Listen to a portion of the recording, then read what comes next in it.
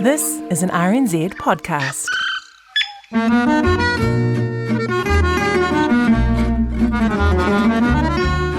A good loaf of warm, freshly baked bread can be a thing of poetry and an absolute weakness for some of us.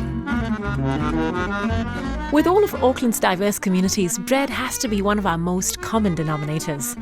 From Turkish flatbreads to Afghani naans to Hungarian fried bread. We have all of this within reach of the city's limits. So what's a bread lover like me got to do faced with such a glut of temptation? So welcome to Breaking Bread. I'm Kadambari Raghukumar, and in this series I'm getting into stories of some of our favourite daily dose of carbs across various cultures in New Zealand. Now, Germany holds the distinction of having one of the highest per capita bread consumptions worldwide. Something I learned pretty quickly when I meet Meinolf Kraeling in his bakery in Auckland's Glenfield. But as strong an appetite for bread as there is with Germans is also a solid set of values embedded in the culture that surrounds it too. Altes Brot ist nicht hart, kein Brot zu haben, das ist hart. So there was the old saying in Germany, so if you have old bread, that's not hard. You could eat it. No, to have no bread and starving, that is hard.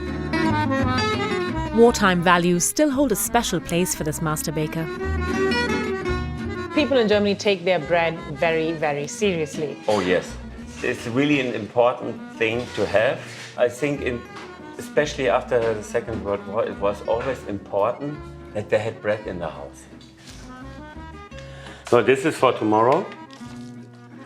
They're coming overnight in the fridge, and then tomorrow in the prover, and then we bake them fresh for the customer. Oh, so you put this in tomorrow, is it? You don't bake it today? No, we don't bake it today. Everything will be fresh tomorrow.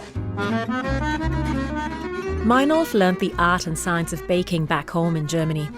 When he came to New Zealand in 2017, he essentially decided he'd like to stay and bought this business off the previous owner, also German. The name and signboard still remain, Deals. It's proof of how much Meinolf treasures tradition. Why change something that still works, right? And that includes his methods of baking. We have German customers that are coming back from Germany and say, oh my God, I get the real German bread again. Because also in Germany, baking tradition changed, and we keep going in a very old style.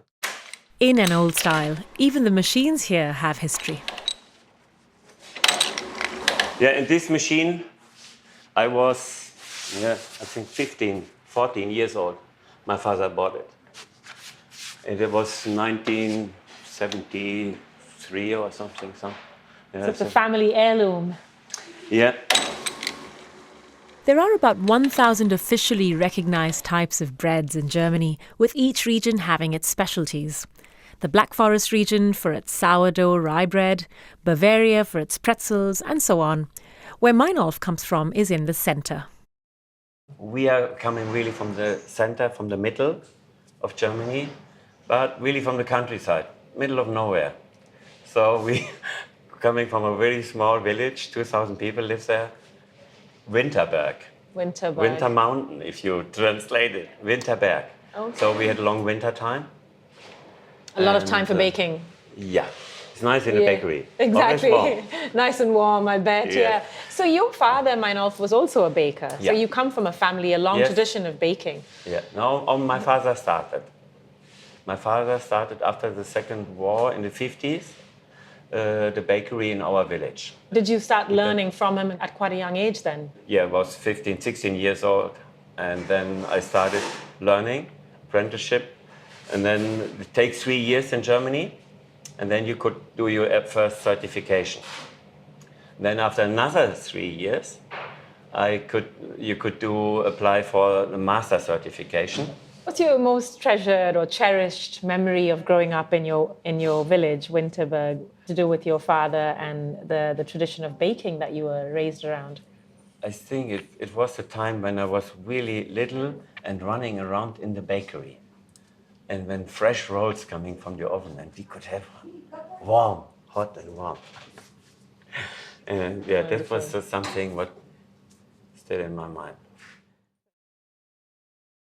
There are bits of memorabilia from a life in Germany in corners all across the bakery, not just his father's dough-cutting machines, but books and cookie cutters and handmade signs and wood.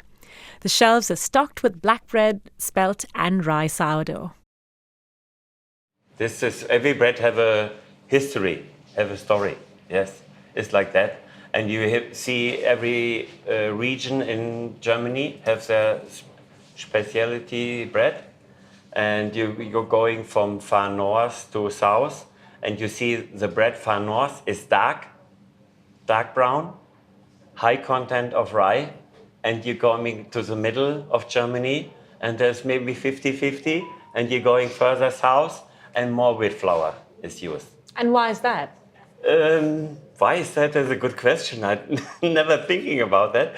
It's with the climate, because rye could growing in a more rough climate than wheat. So far north, we have more rough climate. You go further south, you have a more mild climate. You could keep it for long, and fills you up. If you eat 2 slices, it's really good. I can see of all the varieties here, you've got the caraway, linseed, and you've got farmer's bread, black forest, spelt. What was the most staple bread at home for you to make, or for your father to make? Because, well, he grew up in post-World War II era in Germany, and you would have been raised on those sort of stories and that sort of history and culture that came post-war. The farmer's bread was the daily bread, I would say. This is what you get at first, and is even the best seller here, and also one of the most common bread in Germany. It's the farmer's bread from far north to south. And then you have special breads like this dark rye, where you see even the grains in there. It's quite tightly packed, isn't it? Really dense if you take it. That's heavy. You see, that's heavy. Yeah. That's even more than the bread in the supermarket. More heavy than a fluffy bread. And that just looks like it would be good for you. It just looks like a healthy This is bread. really a whole grain bread with a long fermentation time, and it keeps long fresh. I mean, my eyes went straight away to the commerce bread because I know that this is an extremely historically significant bread, right? Yeah. The connoisseurs. The military had used it for hundreds of years. I think the reason is it keeps long fresh.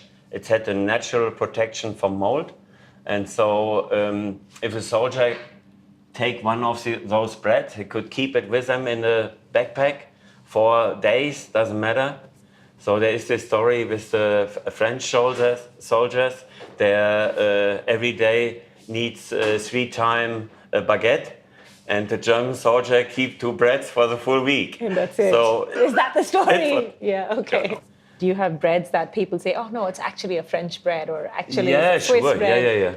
The stick bread in Germany, in France called baguette, German Stangenweißbrot.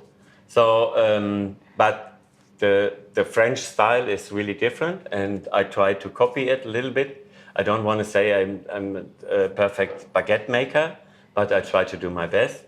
So Denmark say, this is our bread, the dark rye bread. North Germany and Denmark have the borderline, So it's hard to say, especially the borderlines in Europe over the hundreds of years. They're always moving.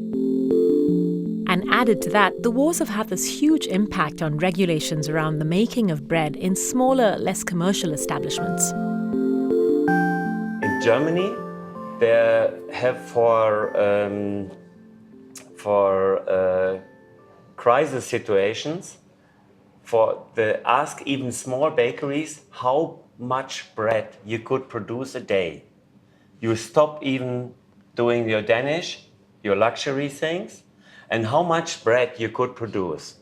So if it's an emergency problem, they activate even small bakeries for this, and that makes it more safe for a country. You have to think about, if you have one big bread company and they break down, the capacity is lost then is so big. if you have a lot smaller bakeries, you're on a much safer side. Yeah. While sourdough is what most people would immediately associate Germany with, there was a time where the industrialization of the 70s created that false notion of white, fluffy bread being fashionable.